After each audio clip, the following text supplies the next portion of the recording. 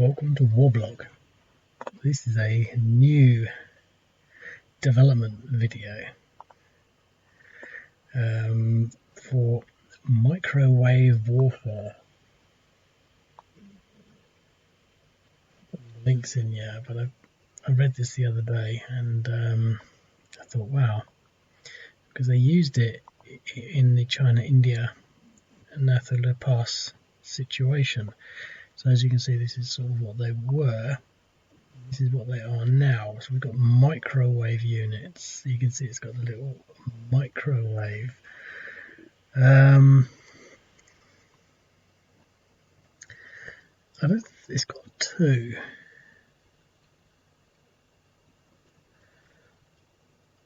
But I don't think I've actually configured it like that. But he can't go across there, which is interesting. But he can go there. Oh, hang on, I have to play it first. I can go there, then I'll have to sort of reconfigure the turn, and it's oops. I can end that turn, and now I can attack. Now I'm only attacking with the microwave units, and because it's a microwave and he's less than 3 total strength, which is a 1,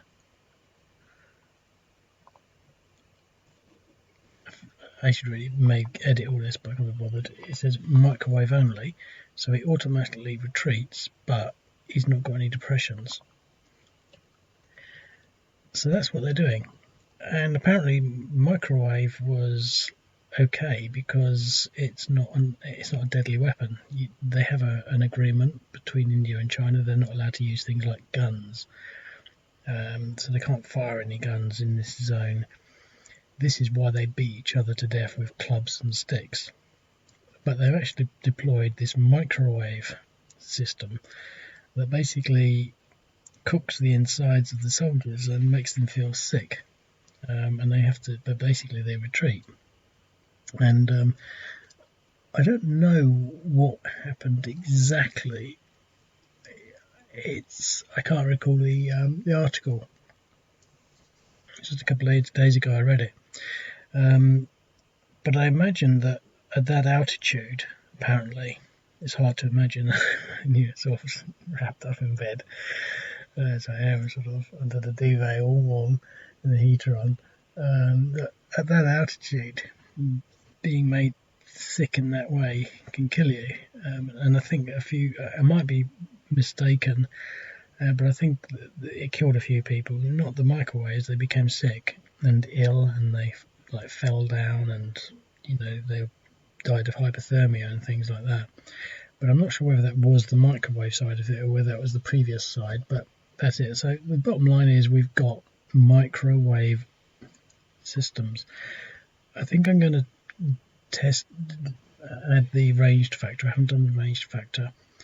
If you attack a microwave system, they're at the same negative as certain other elements, and that's at 0.1, so they'll be defending on 0.1. So if we attack it, we should get 7. Let's just give that a go, actually.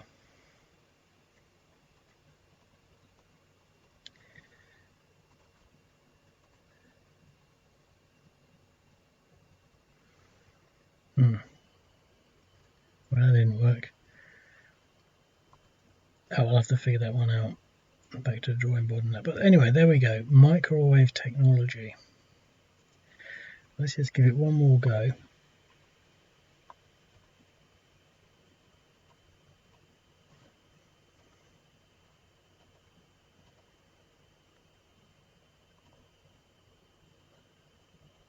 Microwave only.